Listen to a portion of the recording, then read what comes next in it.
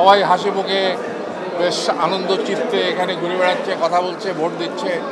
এর চেয়ে ভালো তো আর কিছু হতে পারে না।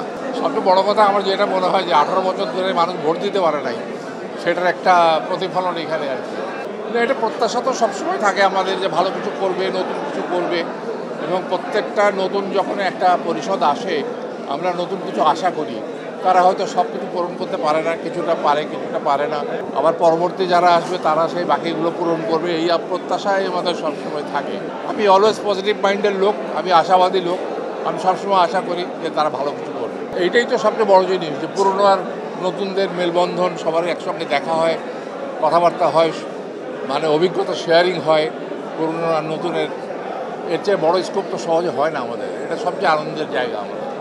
আর বিশেষ করে এই ইলেকশনের দিনটাই বোধহয় আমাদের সবচেয়ে ভালো একটা সুযোগ আমাদের অভিজ্ঞতা লেনদেনের। না, এটা সিনিয়র জুনিয়রের বলে কথা না, এটা আমার প্রাণের একটা জায়গা, আমার আনন্দের জায়গা, প্রাণের বন্দর বলতে গেলে। এখানে আসাটা একটা আনন্দ।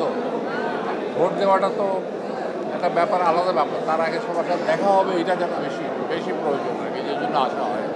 আর যার যার নিজস্ব মতামত, নিজস্ব ব্যাপার, সেখানে তো আমাদের জোর করার কিছু নেই। কেউ যদি না আসে সে কিছু মিস করবে, এটাই আমি মনে করি। প্রকৌশলী বৃত্তি তো আমি ছেড়ে দিয়েছি অনেক আগে। সার্টিফিকেটটা আছে, বাক্সতে ঢোকানো আছে। ইঞ্জিনিয়ার হিসাবে কাজ করেছি, প্রচুর কাজ করেছি, সারা জীবনই কাজ করেছি, কিন্তু এখন আমি পুরোপুরি শিল্পী। আর আমার তো তাই মনে হয় যে আমি কোথাও অভিনয় পারি না বোধহয় এখন, তা নাহলে কেন লাগবে না। তাতে এত অভিজ্ঞতা অর্জন করার পরে যদি আমাদের না ডাকে, তার মানে তো তাই যে বুড়ো হয়েছি, ভুলে গেছি, অভিনয় করতে পারি না, এই জন্যই বোধহয় ডাকে না আর কি। এছাড়া তো আর বলার কিছু নেই। আবার অনেকে ধারণা যে আমি অসুস্থ হয়ে মধ্যে বিচারে পড়ে রয়েছি, পড়ে গেছি, সেটাও হয়তো অনেকে ধারণা করে।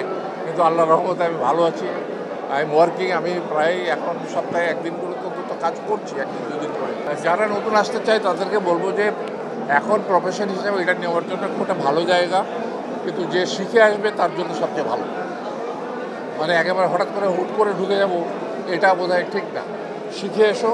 অনেক প্রতিষ্ঠান আছে যেখানে শিক্ষা দেওয়া হয়। তারা যদি শিখে আসে তাদের জন্য এটা সবচেয়ে ভালো হবে আমি মনে করি। না, যারা প্রফেশনে ঢুকে প্রফেশনকে বিশ্বাস করে না, বা প্রফেশনের যে এথিক্স সেটা বিশ্বাস করে না, তারা আমার মনে হয় নিজেরাই ঝরে যাবে একসময়। এখানে আমার কিছু বলার নেই।